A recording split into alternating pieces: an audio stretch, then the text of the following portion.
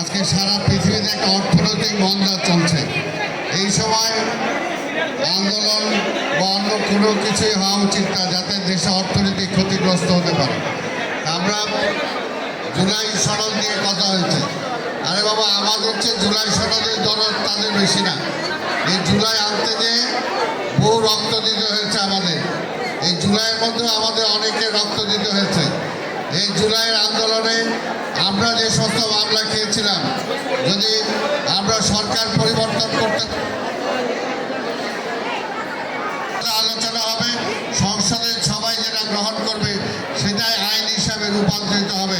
তার মানে এই না যে জুলাইকে আমরা চাই না। তারা শুধু শুধু একটা সমস্যা সৃষ্টি করতে চাচ্ছেন, দেশে ধূম্রজাল সৃষ্টি করে তারা নতুন একটা কিছু সৃষ্টি করতে চাচ্ছেন।